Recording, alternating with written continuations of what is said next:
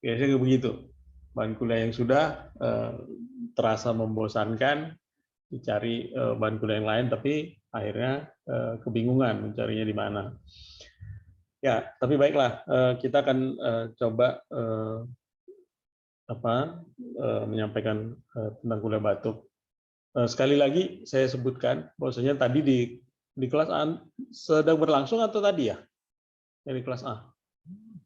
Kenapa, Dok? Kelas A dengan topik yang sama kapan? Jam berapa? Yang topik sekarang ini, Dok. Topik yang batuk BKB ini. Jam 1 juga, Dok. Oh, sama ya, bersamaan ya? Ya, Dok. Iya, bersama, Oke, Dok. baiklah. Nah, nanti kalaupun ada yang beda, dan pasti berbeda, karena tadi udah nyarinya sudah kelimpungan, sehingga udahlah pakai yang mana masing-masing aja dulu. Besok baru kita dengar. Tapi apa yang disampaikan oleh dokter ini di kelas A dan apa yang saya sampaikan di sini sebenarnya bersama aja, ya, nggak ada bedanya. Angka baiknya kalau nanti kalian juga kolaborasikan itu kedua topik itu perkuliahannya, ya, lihat kira-kira yang mana yang sama, ya, mana kira-kira yang perlu ditambahkan. Mungkin di sini ada yang lebih daripada yang kelas A, atau yang di kelas A justru yang lebih lengkap daripada yang kita punya. Tapi sekali lagi saya sampaikan bahwasanya apa yang akan saya sampaikan ini belum tentu nanti ada di slide, ya. Nah, terus apa yang ada di slide ini belum tentu nanti saya sampaikan gitu, ya. Nah, jadi baik, kita cerita mengenai BKB dan asma, ya, pada anak. Kalau dulu BKB dan asma ini dikasih waktu, kita jatah waktu itu 3 jam, terus TB 4 jam, ya, untuk penyampaiannya. Nah, sekarang sudah dipotong habis. Itu BKB asma cuma dikasih waktu 1 jam, BKB dan asma lagi itu. Kalau dulu asma aja pun hampir 3 jam kita dikasih, ya. Nah, terus TB cuma tinggal 1 jam juga, ya. Jadi bagaimana kita akan memaksimalkan. Jadi saya sekali lagi sebagai seorang mahasiswa yang sudah dewasa lah, ya, bisa cari sendiri nanti referensi-referensinya, sumber-sumber yang lain, ya, teori-teorinya yang lain, hampir semua benar itu, ya, apa yang disampaikan itu. Sebentar, dokter ini telepon saya sebentar, ya. Ya, Rin. Nah, udah bikin tahap aja yang ada di sini, itu aja dulu, ya. Pakai yang 7 pun boleh, yang mana aja lah, yang ini aja dulu, ya. Nanti udah aku bilang sama kok ini sama yang kelas A. Ya. Oke, yang mana aja lah. Nah, ya, pokoknya topiknya sama, ya, asma. Ya, baik. Nah, ini cerita mengenai batuk, ya. Batuk pasti semua kita tahu seperti apa. Ada yang nggak pernah batuk nggak di sini? Nggak ada kan? Semua pasti pernah batuk, ya. Maka batuk itu disebabkan oleh satu penyakit atau karena alergi atau yang lain. Pasti semua pernah mengalami batuk, ya. Sedangkan onta aja pun batuk, ya kan? Ya. Mudah dikenali ya karena cukup mengganggu. Karena sebenarnya itu batuk kalau kita lihat itu karena sering kena kedengaran sebenarnya. Kalau nggak kedengaran batuk itu mungkin kita nggak akan ini ya, nggak akan heboh ya dengan batuk itu, ya. Cuma karena kedengaran yang orang tua anaknya batuk di sebelahnya lagi tidur batuk, nah itu jadi masalah maksudnya. Atau dia lihat lagi jalan-jalan atau lagi beraktivitas batuk, lagi makan batuk, lagi duduk-duduk batuk, nah itu jadi masalah karena suaranya, cuma nggak dengar suaranya mungkin nggak terlalu bermasalah bagi orang tua, ya. Jadi batuk adalah aksi refleks dari saluran napas yang bertujuan untuk membersihkan saluran napas bagian atas, ya. Ingat itu. Jadi batuk itu merupakan refleks, ya. Refleks itu gunanya untuk mencegah terjadinya kerusakan jaringan lebih lanjut. Karena kaki kita keinjak puntung rokok misalnya, nggak pakai sendal, ya. Terus cepat lagi tertarik, itu refleks namanya, ya. Tiba-tiba ada orang mau memukul kita tanpa ini, tiba-tiba terkejut terlihat ada orang mau memukul, refleks kita menangkisnya atau menahannya gitu, ya. Itu semua refleks. Gunanya adalah untuk mencegah terjadinya kerusakan jaringan, ya. Atau dapat juga merupakan petanda umum ini batuk ini, ya, dari penyakit. Bisa penyakit, bisa refleks, tapi pada umumnya pada penyakit pun sering merupakan refleks untuk membersihkan saluran napas, ya. Jadi dia juga merupakan pertahanan tubuh di samping mukus dan ini ya. Jadi kalau kita tahu dahak ya, dahak yang diproduksi atau mukus yang diproduksi oleh tubuh kita itu juga merupakan mekanisme pertahanan. Kalau di lumen saluran nafas kita itu, di dinding saluran nafas itu tidak ada mukus, itu kotoran-kotoran yang masuk dari udara luar itu semuanya akan sampai ke alveolus, ke paru, dan itu sangat berbahaya. Ada 6.000 jenis partikel setiap hari yang kita hirup yang merugikan masuk ke saluran nafas kita. Kalau tanpa ada mukus yang menangkap itu semua, mungkin akan nyampe ke dalam. Ya, jadi untung ada mukus. Jadi kalau memang berdahak juga, tapi biasanya kan tipis dia, ya, salurannya itu cairannya itu tipis di dinding saluran pernapasan untuk menangkap semua jadi benda-benda asing dari luar itu, ya, partikel-partikel asing. Selain itu juga ada lagi mekanisme pertahanan tubuh yang lain, misalnya silia. Nah, seperti yang kita ceritakan tadi pagi, ya, silia itu berfungsi untuk mendorong, ya, mendorong mukus tadi yang melengket di lumen, di dinding lumen saluran pernapasan itu didorong oleh silia ke atas, ya, didorong oleh silia ke atas. Nah, pada saat di mana silia ini rusak, seperti cerita kita tadi pagi, pada cerita asma atau cerita bronkiolitis, terjadi kerusakan dinding saluran pernapasan, ya, silia itu juga ikut rontok, ya, jadi ikut rontok, tidak ada lagi yang mendorong si mukus itu tadi. Lalu apa yang terjadi? Ya itulah memang Allah itu Maha Pencipta, ya, menciptakannya makhluknya, dia sudah mengatur sedemikian rupa. Apabila mukus siliarinya itu silianya tidak berfungsi dengan baik, dia panggil batuk, ya. Nah, makanya dulu batuk dan bersin, kalau kita waktu belajar ngaji ya, waktu sekolah SMP SMA dulu disuruh ngucapnya apa? Alhamdulillah disuruh, ya. Jadi tentu heran-heran juga dulunya, kok sakit kok disuruh ngucap alhamdulillah. Alhamdulillah itu kan bukannya merupakan suatu pujian, ya kan? Tapi ternyata akhirnya memang diketahui, mungkin dari dulu sudah diketahui bahwasanya batuk dan bersin itu merupakan mekanisme saluran pernapasan untuk membuang semua partikel yang berbahaya dari saluran nafas kita. Ya, pembagiannya itu ada batuk itu ada yang akut, ada kronik, dan ada recurrent. Ya, kalau akut biasanya short time stimulasinya rangsangannya itu singkat. Ya, kalau kronik itu berlangsung terus menerus, dan kalau recurrent itu berulang. Ya, nah, jadi ada nanti yang batuknya batuk pendek aja, dalam waktu beberapa ini, ya. Nah, kalau yang kronik itu biasanya masing ya, itu nggak sama nanti. Kalau pada pada yang dewasa berbeda lagi. Mereka pakai batuk kronik itu kalau nggak salah sampai 8 minggu, ya. Nah, kalau kita batuk kronik itu kita tetapkan 2 sampai 3 minggu. Ada yang menetapkan 2 minggu, ada 3 minggu. Ya, kenapa pakai 3 minggu nanti kita ceritain lagi, ya. Jadi terus ada recurrent itu berulang, episodik, ya. Nah, ini dia, ya. Kalau kita lihat ini durasinya, ya. Kalau yang akut nih, ya, langsung terus begitu batuk dia menurun, ya. Terus menurun, nggak ada lagi.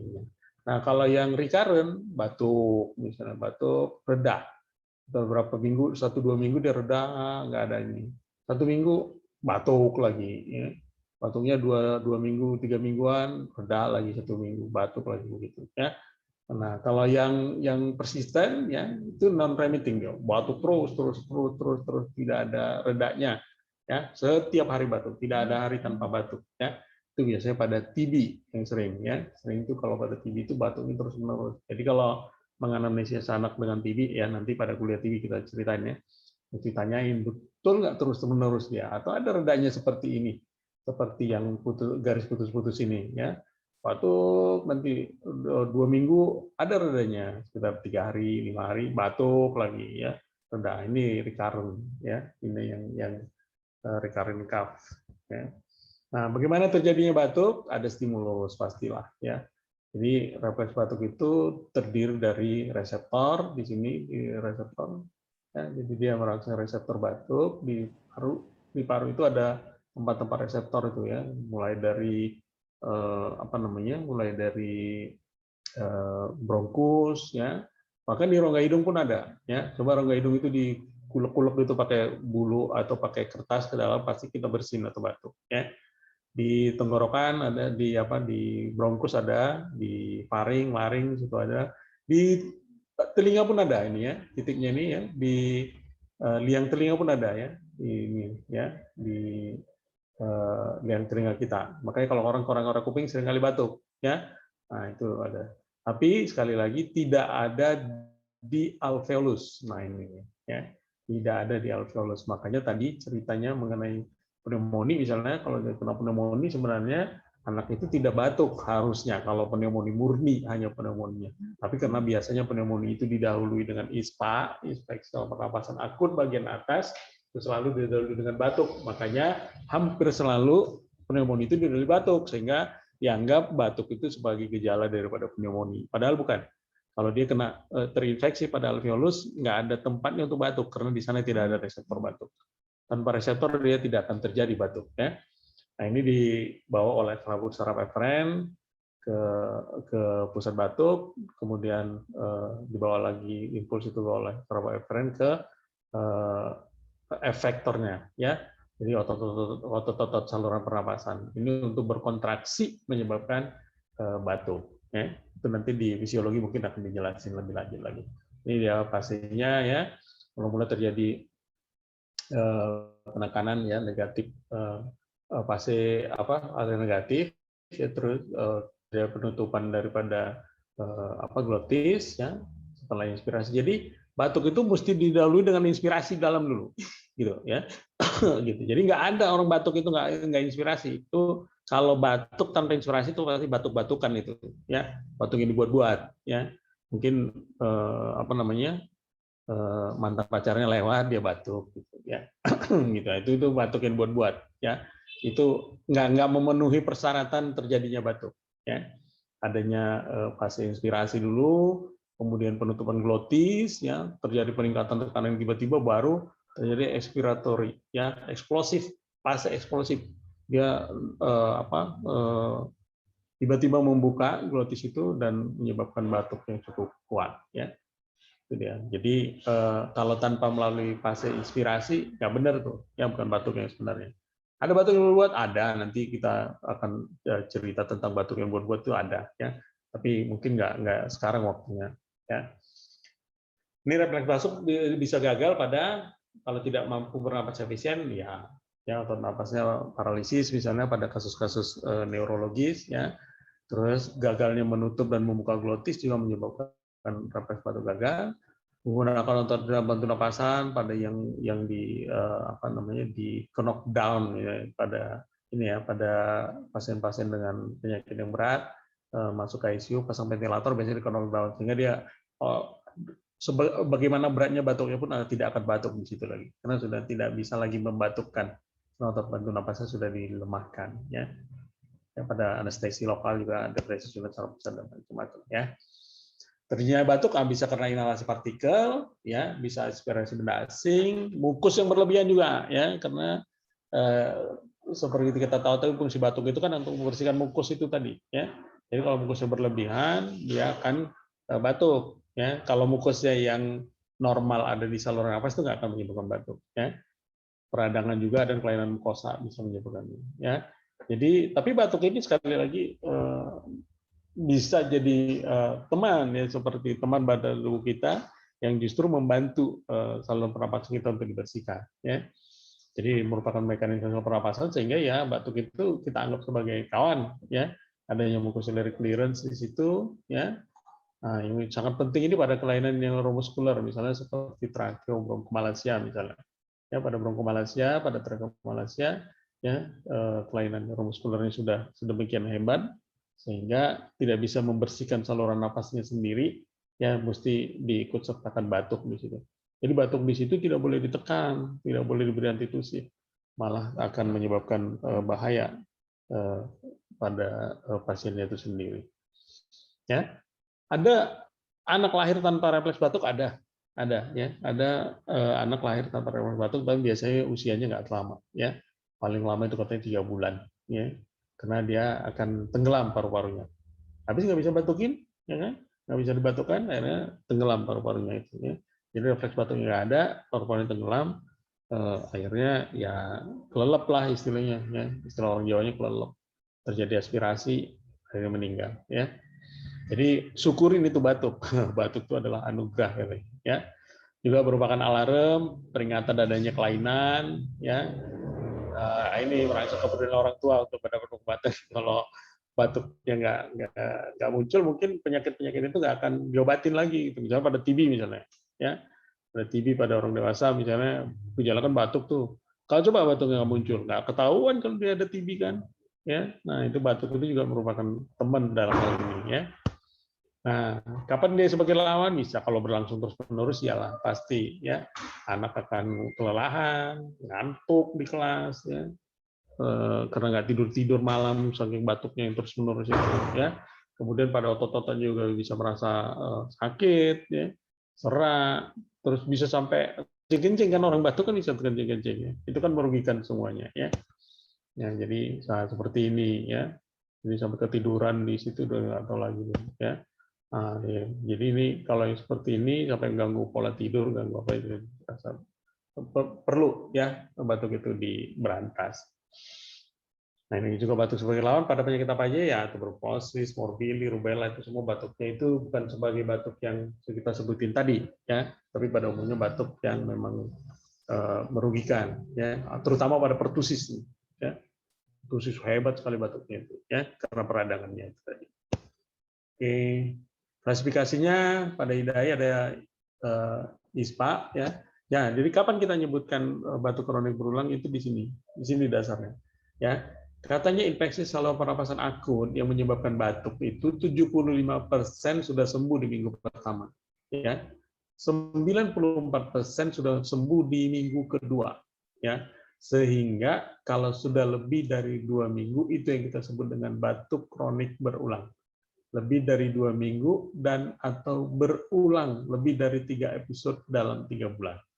Ya, berarti ya lebih dari 2 minggu batuknya terus-menerus, terus reda, ya, terus berulang lagi lebih dari 3 episode dalam 3 bulan. Jadi 3 kali dalam 3 bulan itu 3 kali kumat batuknya. Sekali kumat sekitar di atas 2 minggu. Nah itu yang kita sebut dengan batuk kronik berulang. Ya, jadi ada fase redanya seperti gambar grafik yang kita sampaikan di depan tadi, ya, ada fase redanya. Batuk lagi, nanti reda sampai mungkin 5 hari, 6 hari, batuk lagi, ya. Nah itu dia, itu yang kita sebut dengan batuk kronik berulang. Ya. Karakteristiknya ini dia, ada beberapa macam jenis batuk, ya. Ada produktif cough, ya, terdengar dengan pemeriksaan itu biasanya grok-grok di dalam itu, ya. Choking cough, ya, ada barking cough untuk yang keruh, nanti bunyinya kayak anjing tuh, kayak menggonggong, ya. Ada whooping cough, ada pertusis, ya. Kalau whooping cough ini batuknya panjang, saking panjangnya dia nggak bisa tarik napas, batuk ekspirasi terus, sampai akhirnya di ujungnya itu baru dia bisa tarik napas. Saking sudah negatifnya tekanan di rongga toraks itu, jadi napas itu cepat kali masuk, udara itu cepat kali masuk ke dalam paru, ya, sehingga menimbulkan bunyi whoop, itu yang disebut whooping cough, gitu deh, ya. Jadi batuk terus, gitu. Batuk-batuk terus baru bunyi whooping, itu whooping untuk pertusis tuh. Sekarang udah jarang pertusis ini karena keberhasilan imunisasinya, ya. Ada ongking, ada spastik dan staccato cough yang batuknya entah seperti bunyi bunyi gendang lah, gitu. Jadi macam-macam lah bunyi batuk itu, ya. Tapi ini biasanya tergantung jam terbang aja yang terdengar batuk itu, ya. Nah, tadi ada batuk kronik yang disebut lebih dari 2 minggu, ya. Jadi kenapa 2 minggu? Dulu 3 minggu, ya. Dulu 3 minggu sudah baru kita sebut batuk kronik. Sekarang 2 minggu sudah disebut batuk kronik. Kenapa? Untuk lebih cepat mencari penyebabnya. Nggak nunggu sampai 3 minggu baru kita sebut kronik kan. Nah, 2 minggu aja pun karena dasar tadi 94% ISPA itu sudah sembuh di akhir minggu kedua, ya. Sehingga kalau lebih dari situ kita sebut batuk kronik berulang. Ya. Nah ini kalau pada bayi jangan mikirin asma dulu kalau bentuknya lama, ya. Kalau pada bayi kemungkinan ini ya Malaysia, ya, bisa tracheomalacia, bisa bronchomalacia, bisa laryngomalacia. Jadi pokoknya airway lah di jalan napasnya itu. Ya, ada vascular ring, bisa ada infeksi, pertussis. Nah, ini RSP yang kita sebutin tadi pagi. Ya, infeksi RSP, misalnya saluran di ISPA-nya, atau nah ISPA ini yang disebabkan oleh RSP, kalau kita biarin lama-lama bisa jadi bronkiolitis kalau kena bronkiolusnya. Itu yang kita sebutin tadi pagi ya. Itu juga akan menyebabkan batuk ya. Nah, jadi kalau batuk pada bayi-bayi jangan mikirin asma dulu ya. Yang lain-lain dulu ya. Apalagi mikirnya smoking ya. Kan nggak mungkin orang tua nyemprotin asap rokoknya ke anaknya ya. Nggak mungkin dibus-buskan ke anaknya. Jadi nggak usah mikirin itu dulu. Nah, kalau di bawah 5 tahun, nah itu juga jangan, asma sudah hampir mendekat nih ya, sudah hampir mendekat ya. Nah, bisa sering pasif smoking karena anak kalau udah mulai juga digendong-gendong nih, ya di bawah 5 tahun, setahun 1 sampai 5 tahun kan, umur 2 tahun sering dibawa kemana-mana sama bapaknya, mancing pun dibawain, ya jadi tapi bapaknya merokok juga di sampingnya, itu ya pasif smoking ya, bisa kena TB juga pertussis. Nah, kalau sudah adolesen dia atau pada bayi, pikirkan kemungkinannya ini asma ya. Kalau pada adolesen, ya pada anak-anak remaja, ya kalau di atas 5 tahun lah ya, asma atau smoking, ya. Jadi kalau batuk kronik berulang, kemungkinan besar itu penyebabnya adalah asma. Kalau sudah anak agak gede lah kita sebutinnya di atas 5 tahun. Makanya tadi kita sebutin juga ada beberapa ahli mengatakan no asma under 5 itu karena inilah, ya, karena susahnya mendiagnosanya itu. Tapi kalau sudah di atas 5 tahun, umumnya sudah bisa ditegakkan. Apa itu asma?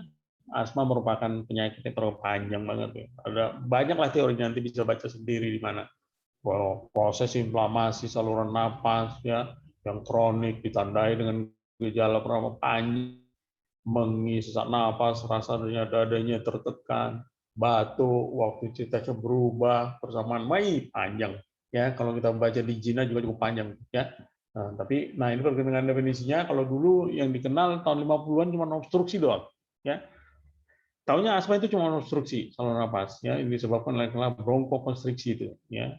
Jadi tahun 60-an baru mulai dikenali reaktif bronkus itu. Jadi ini masih baru, penyakit asma ini sebenarnya penyakit yang masih baru. Baru ininya ya, penata laksanaan dan teorinya. Kalau penyakitnya mungkin dari dulu sudah ada, ya. Ya, sejak manusia ada mungkin sudah ada ini asma, ya. Terus tahun 70-an dikenal dengan bronkospasme, sehingga obatnya adalah pencegahan bronkospasme. Tahun 90-an bayangin, di tahun 90-an baru dikenal istilah inflamasi kronis saluran respiratori. Ya, melibatkan ini ya, adanya infiltrat, ada UD, ada kerusakan epiter, fibrosis yang kita sebutin seperti tadi pagi pada bronkiolitis, ya, barulah masuk penggunaan antiinflamasi. Ya, jadi masih baru tahun awal 90-an. Ya. Sejauh ini suara saya masih jelas? Jelas dokter. Masih ya, jelas. Ya. Oke, baik.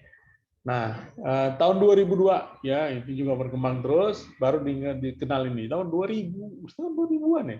Selma eosinophil limfosit, bayangin tuh ya.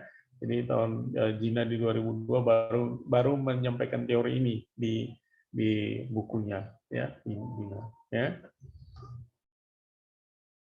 Nah, walaupun patogenisnya diketahui, tapi penanganannya masih dalam tanda tanya, ya. Nanti kita jelasin ya selanjutnya, ya. Sehingga muncul varian baru, katanya sudah ada remodeling. Jadi remodeling dan inflamasi itu sekuensial, ya. Dulunya sekuensial katanya. Kalau sering kumat, ya anaknya lama-lama saluran napasnya remodeling, ya nggak bisa balik lagi, ya. Kita tahu kan asma itu diobati atau tidak diobati itu bisa balik, ya, bisa reda sendiri dia. Setelah berapa menit atau berapa jam dia akan tenang sendiri biasanya asma itu, ya, bisa balik dengan atau tanpa pengobatan. Tapi kalau berlangsung terus-menerus, semakin lama itu katanya terjadi remodeling, tidak balik lagi. Dulu katanya akibat itu, tapi sekarang teorinya katanya remodeling dan inflamasi itu berjalan paralel, ya. Bahkan ada yang mengatakan sebelum asma itu manifest, remodeling itu sudah mulai terjadi katanya, ya. Jadi nggak karena kumat berkali-kali, ya. Tapi dari awal sudah mulai terjadi remodeling, ya. Atau lah itu teori di dalam lah itu, ya. Nah ini definisi operasional. Karena sulitnya lah mendiagnosa asma pada anak itu dengan segala macam definisinya, sehingga kita bikin definisi operasional, ya. Bagaimana kita melakukan diagnosa itu di lapangan? Inilah dia pakai definisi operasional. Jadi suatu keadaan wheezing episodik, ya wheezing, ya, ini masih wheezing ya, dan atau batuk. Nah, yang mana asma adalah hal yang paling mungkin, sedang sebab yang lebih jarang telah disingkirkan. Ini kayaknya semua penyakit bisa diginikan ya. Jadi malaria adalah kondisi demam di mana malaria paling mungkin. Terus penyebab yang lain sudah disingkirkan. Ya, sebisa aja semua. Ya, begitu juga tifus misalnya. Tifus adalah penyakit demam yang disebabkan oleh ya kuman tifoid, tifus ya, salmonella ya, yang mana tipus paling mungkin sementara penyebab lain sudah dikira sama aja, semua bisa digitukan ya. Ya, begitu juga asma ya. Dan perkembangannya begini, sampai wheezing berulang atau persisten, mana asma paling mungkin tetap aja seperti itu. Sebab lain disingkirkan sampai akhirnya Pedoman Nasional Asma Anak menetapkan teori ini ya, untuk asma adalah wheezing dan atau batuk, macam-macam lagi. Pokoknya ada episodik, ada kronik, ada biasanya pada malam hari cenderungnya atau dini hari ya, menjelang pagi biasanya, atau nokturnal istilahnya. Biasanya ada faktor pencetus ya, kemudian sifatnya reversibel, dan sangat mungkin kalau ada riwayat asma atau topik lain pada pasien atau keluarga ya, misalnya ibunya asma atau bapaknya asma ya, kemudian anaknya sendiri pernah alergi susu sapi misalnya waktu bayi ya. Nah ini kemungkinan itu atopik kan. Nah, jadi kemungkinan akan menjadi asma pada kemudian hari itu lebih besar ya. Ibunya asma juga, tapi asma ya, jangan asmawati, itu beda, itu nama ibunya ya. Ya. Kemudian nah ini akhirnya definisi operasional yang terakhir menyatakan asma adalah batuk dan atau mengi berulang ya. Jadi bisa batuk, di sini batuk dan atau ya. Artinya batuk saja pun bisa merupakan gejala klinis asma pada anak. Hanya dengan batuk saja bisa ya. Jadi nggak tunggu sampai dia mengi ya. Batuk saja pun bisa merupakan gejala klinis asma pada anak. Pokoknya memenuhi karakteristik ini. Episodik, nokturnal, malam hari, atau variabilitas. Ya. Biasanya kalau dites dia uji fungsi parunya, biasanya pada malam hari itu akan lebih kecil daripada siang hari. Perbedaannya bisa sampai 15%. Ya. Kalau pada malam hari itulah irama sirkadian itu ya, sirkadian rhythm ya, yang menyatakan bahwasanya semua yang berongga pada tubuh makhluk hidup itu pada malam hari itu mengecil. Termasuk kita juga yang normal ya, mengecil. Tapi pengecilan saluran pernapasan di tubuh kita itu tidak se ekstrim anak-anak asma ya. Kalau asma kan itu sampai 15% perbedaannya. Ya kalau siang misalnya dia bisa sampai 90%, malam mungkin di bawah 75%, ya lebih dari 15%. Kalau kita enggak, siang 90, malam paling 88 gitu, 89, walaupun lebih kecil tapi enggak terlalu bermakna, ya. Atau reversibilitas, ya bisa sembuh sendiri atau dengan atau pengobatan batuknya itu, ya. Itu tadi makanya dia 2 minggu reda, ya. Nanti 3 hari, 5 hari berulang lagi, reda lagi, berulang lagi itu. Jadi nggak diobatin kadang-kadang dia reda sendiri ya. Nah, jadi apalagi ditambah dengan atopi ya. Atopi ini riwayat reaksi antigen antibodi yang diperantarkan oleh hemoglobin E ya. Jadi manifestasi klinis ya. Atopi itu manifestasi klinis yang akibat reaksi antigen antibodi yang diperantarai oleh imunoglobulin E ya, imunoglobulin E. Nah, ini dia. Jadi dulunya cuma diketahui kontraksi otot polos saja ya. Ya, cukupkah dengan kontraksi otot sehingga terjadi obstruksi ya.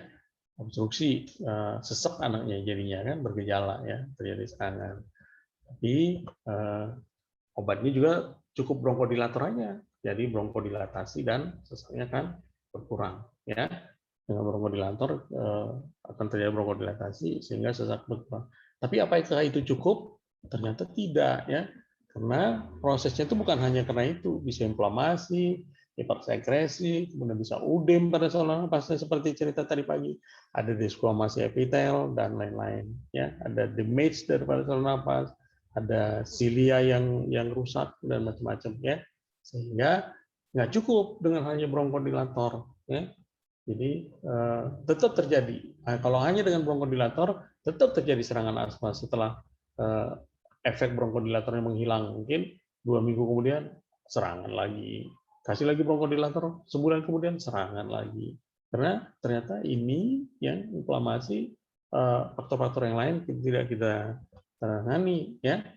Nah ini jadi untuk mendiagnosa seperti penyakit-penyakit yang lain, kita mesti tahu menganalisis seperti yang tadi, batuknya seperti apa sih batuknya itu tadi, ya, berulang malam hari, ada pencetus, ya, ada riwayat topi pada keluarga, ada pemeriksaan fisik juga mesti kita tahu, ya, kemudian laboratorium, ronsen berperan nanti, ya, dan terutama spirometri ini, ya, spirometri untuk menilai FEV1-nya, force expiratory volume dalam 1 detik, ya. Nah itu perlu untuk memeriksa apakah ada terjadi sumbatan pada saluran nafas. Ini yang disebutkan Dr. Andika tadi pagi. Kalau untuk saluran nafas kita gunakan spirometri, ya. Tapi kalau untuk parunya, untuk alveolus atau parenchymnya, kita gunakan fototoraks, ya. Itu kita tadi berfungsi. Tapi kalau untuk saluran nafas nggak ada gunanya fototoraks karena nggak akan kelihatan apa-apa. Yang perlu dipakai ada spirometri. Nah, cuman ini slide saya gunakan sebenarnya satu untuk masalah ini pandemi ini, ya. Pas pandemi kan spirometri itu dihindari, ya, resiko transmisi, ya, daripada virus. Kalau kita gunakan spirometri karena aerosol production istilahnya, ya. Nah, kalaupun mau tetap dilakukan spirometri, mesti kontrol infeksi ketat, pakai baju, pakai APD yang lengkap semuanya, ya. Jadi karena mempersulit dan hanya untuk sekedar penegakan diagnosa, sehingga banyak rumah sakit saat ini yang tidak melakukan spirometri lagi di rumah sakit ini. Ya. Kecuali pasiennya memang diperiksa dulu, di swab dulu, kalau negatif, kemudian dengan kontrol infeksi yang ketat, baru boleh dilakukan spirometri. Ya. Ini beberapa penelitian, bukan penelitian, ya hasil-hasil penelitian yang dilakukan oleh beberapa negara yang akhirnya melarang menggunakan spirometri. Ya. Nah, sebenarnya spirometri jadi tersingkir dari penegakan diagnosa, ya. Tapi ini hanya di masa pandemi, ya. Ini hanya di masa pandemi. Kalau sudah di luar pandemi, spirometri itu tetap menjadi andalan untuk pemeriksaan diagnosa, untuk penunjang diagnosa, ya. Nah, apakah diagnosa jadi terkendala? Ya tentu tidak dong. Ya, harusnya tetap tanpa spirometri pun kita mesti lakukan. Ya perketat atau pertajamlah anamnesis dan pemeriksaan fisik. Ya, kalau dia batuk dan atau wheezing, ya anamnesisnya itu kita perketat lagi seperti yang tadi. Apakah ada berulang, reversibel, kronik, nokturnal, ada riwayat atopi, ya, periodik, ada pencetus, ya, dan lain-lain. Ya, ini jadi dengan begini sudah hampir pasti kita bisa tegakin diagnosa asma pada anak. Kalau kita curiga asma, ya, sementara kita tidak bisa melakukan atau tidak punya spirometri atau tidak bisa lah ya karena memang masa pandemi seperti yang saya sebutin tadi, ya, kita bisa lakukan pembuktian terbalik namanya. Berikan dulu short acting beta 2 agonis, ya. Beta 2 agonis yang short acting misalnya salbutamol, ya obatnya kita berikan salbutamol, lihat responnya, ya. Ya, lihat responnya. Kalau responnya positif, kemungkinan besar sangat mungkin itu asma. Ya, kalau respon positif setelah pemberian sabar. Nah, kalau responnya negatif, jangan buru-buru dulu bilang ini bukan asma. Ya, coba dulu berikan steroid. Ya, steroid untuk penanggulangan batuk dan atau sesak itu tadi. Kalau dengan steroid dia respon, kembali lagi sangat mungkin dia asma. Nah, itu tadi. Jadi kalau sudah anamnesisnya sudah bagus, pemeriksaan fisik yang kita lakukan sudah curiga sekali kita ke arah asma, inilah lakukan seandainya tidak punya penunjang atau spirometri. Ya, tidak punya spirometri atau tidak bisa melakukan spirometri akibat kendala pandemi misalnya, ya. Nah, kalau diagnosa sudah ditegakkan, kita tentukan derajatnya, ya, tentukan derajat serangan, ya. Diagnosa sudah tegak nih, tentukan derajat serangan. Nah, kalau yang lama kita pakai ringan, sedang, berat, dan ancaman henti napas. Ini yang lama, ya. Yang lama derajat serangan. Jadi kalau ini pada saat serangan ya, menilainya pada saat serangan, ya, bukan di luar serangan. Pada saat serangan inilah dia pembagiannya. Dari ringan, sedang ini yang dulu, ya.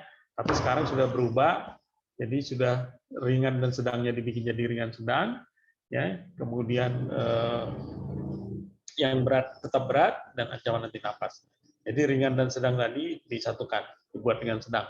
Karena memang antara ringan dan sedang dan berat itu kan rasanya nggak terlalu tegas batasnya nanti, ya.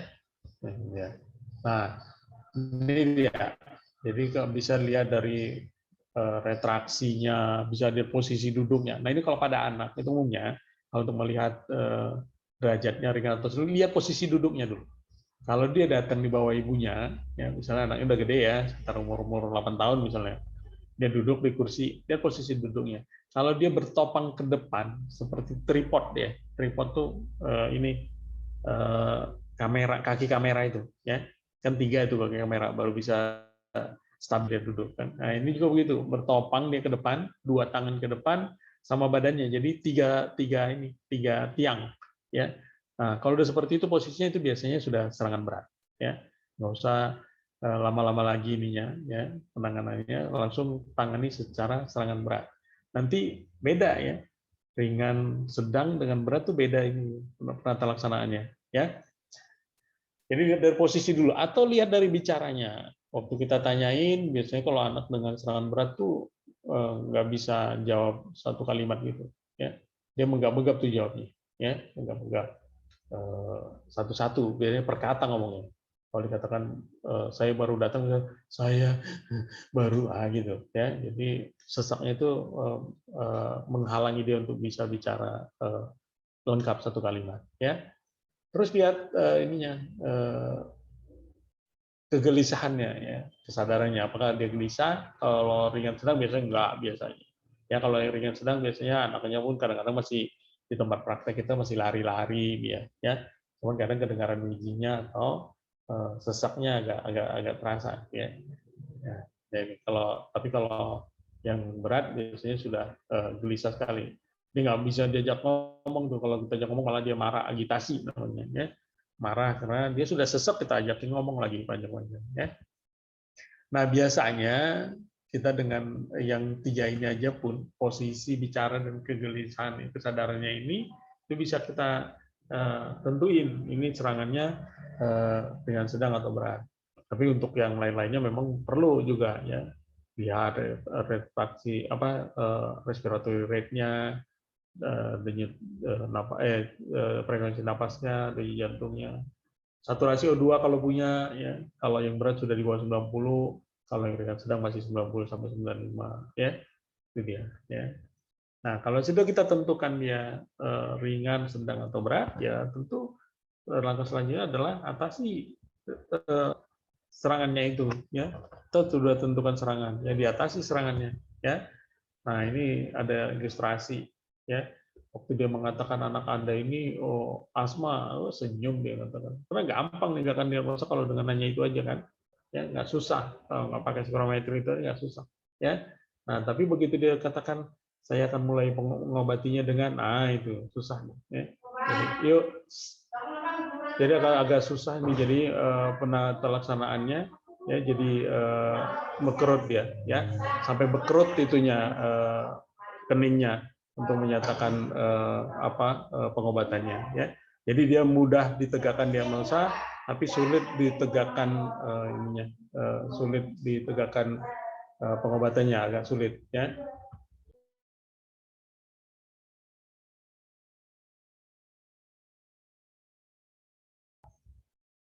Ya, jadi agak susah ininya, ya, pengobatannya jadinya. Kalau pada saat menyatakan ini apa namanya, diagnosanya dia gampang, tapi begitu ini susah, ya.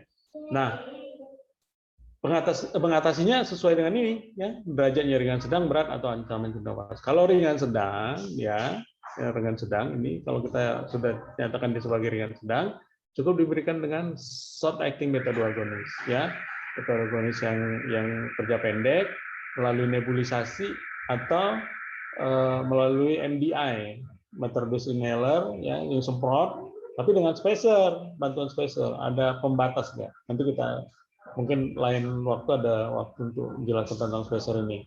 Diulang setiap 20 menit dalam 1 jam, ya. Dinebul setiap 20 menit, ya. Kemudian untuk pemberian yang ketiga, kalau dia belum juga reda, pada pemberian yang ketiga pikirkan untuk penambahan ipratropium bromide, ya, antikolinergik, ya, untuk mencegah supaya jangan terjadi kekambuhan, ya. Nah, berikan oksigen 1-2 liter per menit jika saturasinya di bawah 94%. Ya, kemudian berikan steroid sistemik atau oral, ya, untuk penata laksanaan. Ya, tapi kalau di masa ini penata laksanaan umum, ya, tidak di masa pandemi. Kalau di masa pandemi kan kita tidak mungkin melakukan nebulisasi, ya, karena dia merupakan aerosol production seperti yang tadi katakan, ya. Berisiko untuk potensi sebaran aerosol untuk transmisi, ya, untuk COVID ini, ya. Makanya dianjurkan hanya menggunakan MDI dengan spacer, ya, MDI dengan spacer. Ya. Tuh, jadi MDI dengan spacer, ya, tidak lagi dengan nebulisasi, ya. Lihat, adakah perbaikan setelah kita lakukan nebul pada kondisi yang normal, ya, pada kondisi yang normal tanpa yang bukan pandemi. Adakah perbaikan? Kalau ada perbaikan, pasien diperbolehkan pulang langsung, ya, pulang, ya. Kalau menetap tidak ada perbaikan, parsial, masih dengar wheezing, masih sesak, ya, atau malah terjadi perburukan, berarti serangannya adalah serangan berat sebenarnya, ya. Ya, kalau serangan berat kita tangani secara berat, ya. Nilai, apakah dia mengantuk, letargi, atau suara parunya kedengaran. Ini nilai dulu. Kalau kita sudah menentukan berat, nilai ini dulu, ya. Untuk apa? Kalau seandainya memang anaknya sudah letargi, sudah hampir nggak sadar, suara parunya sudah hampir nggak kedengaran, jangan-jangan dia sudah ancaman henti napas. Ya, kalau ini ICU langsung ininya, ya, ICU langsung mainannya, ya. Tapi kalau nggak ada mengantuk, kita sudah tentukan nih berat, ya, tapi tidak ada letargi, suara parunya masih kedengaran bagus, ya, tidak ada ngantuk misalnya, ya, berarti dia kita tangani seperti serangan berat, yaitu pemberian short acting beta 2 agonis tetap, ya, tetap diberikan, ya, dengan ipratropium bromide ini langsung, ya, tanpa tadi kan SABA aja, ya, sekarang langsung ipratropium bromide tambahannya. Jadi selain SABA langsung diberikan juga ipratropium bromide, langsung diinfus, ya, berikan oksigen untuk mencapai saturasi oksigen antara 94 sampai 98, ya. Kalau misalnya kita berikan 1 liter masih 90, naikin lagi sampai tercapai 94 sampai 98%. Berikan steroid intravenous, tidak lagi oral tadi, ya, tapi langsung intravenous, sudah diinfus, ya. Kemudian berikan aminofilin sebagai penanganan lebih ini pada, ya, serangan yang berat.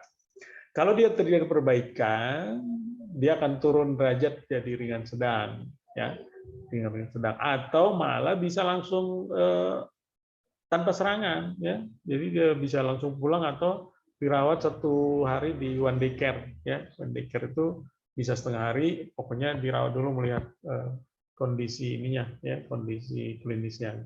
Kalau dia bisa pulang, dia dipulangkan, ya. Nah, kalau ternyata responnya negatif, kalau malah terjadi perburukan, itu yang kita sebut tadi ancaman henti napas, ya. Nah, serangan sudah, ya. Kalau pada serangan tadi kan kita bisa menentukan ini derajat serangan sebelum kita tata laksana. Tapi dengan penata laksanaan juga itu bisa menentukan derajat loh, ya.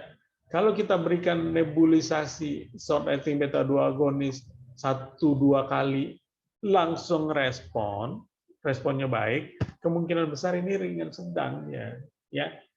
Jadi terbalik, ya, kita berikan dulu ininya, baru kita tentukan derajatnya. Tapi sebenarnya menentukan derajat dulu supaya kita bisa tentukan penanganannya.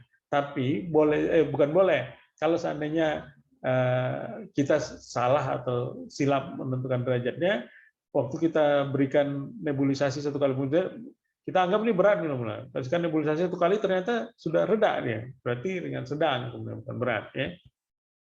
Tapi kalau tidak respon kemungkinan dia memang berat ya, atau malah terjadi ancaman nafas.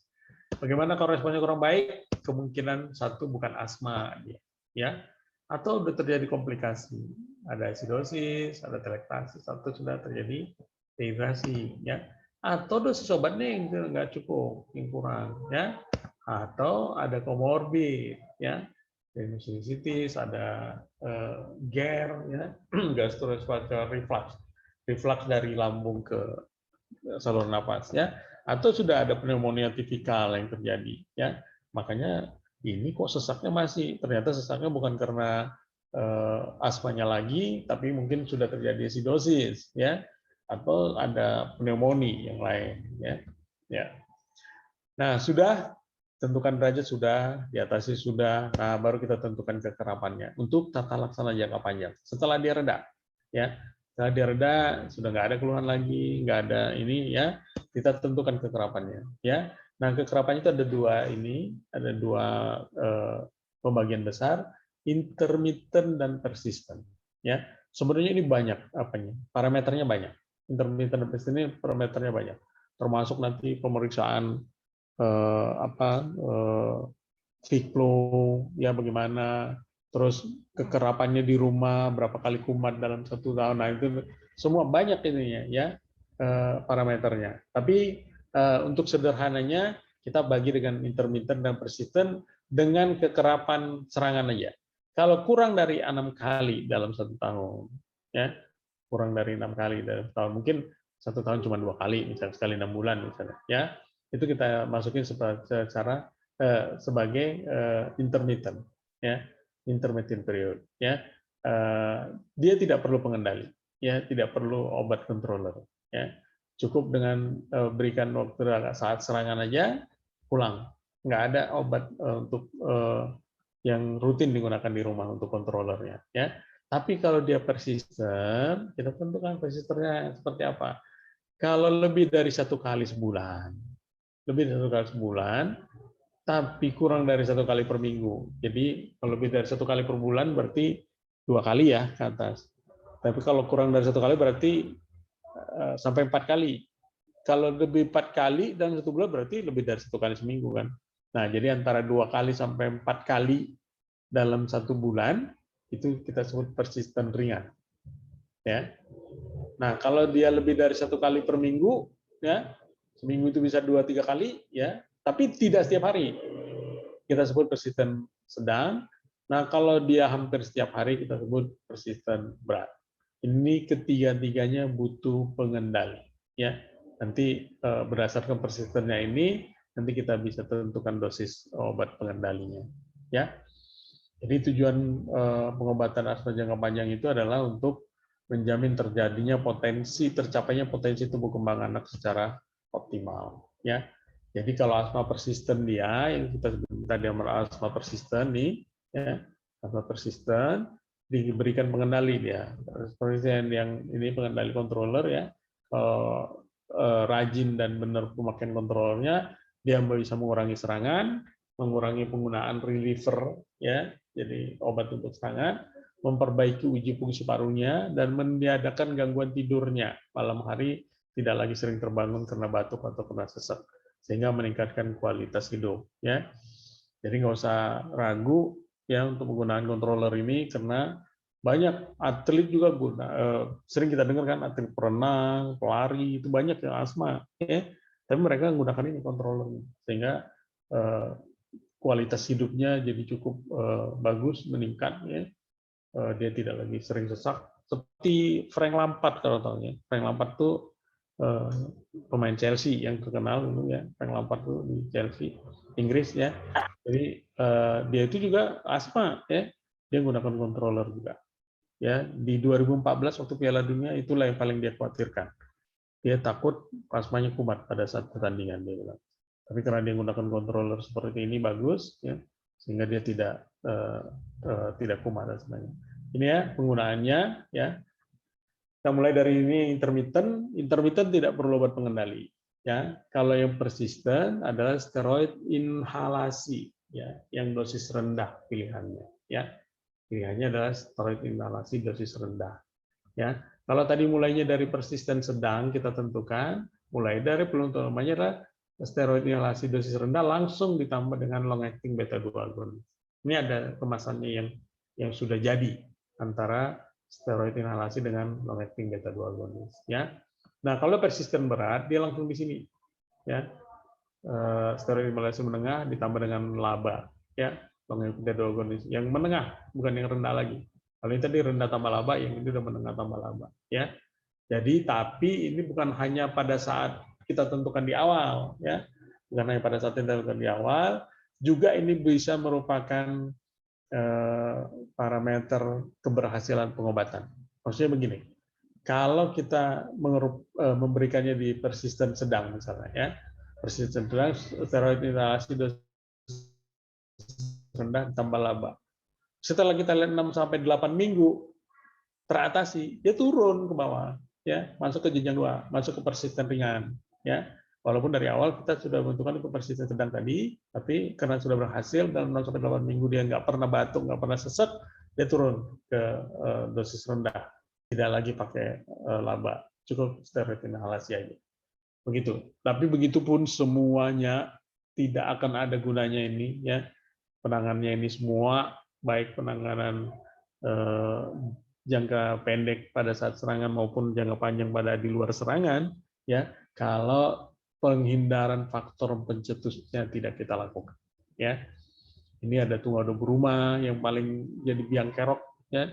Pada anak itu tungau berumah. Jadi kalau rumahnya banyak berdebu, itu ada tungaunya. Tungaunya itu sangat jahat, beracun itu, ya. Terutama kotoran tungau itu, ya. Makanan tungau itu kulit kita, ya. Jadi kita nggak tahu itu apa, nggak terasa gitu, ya.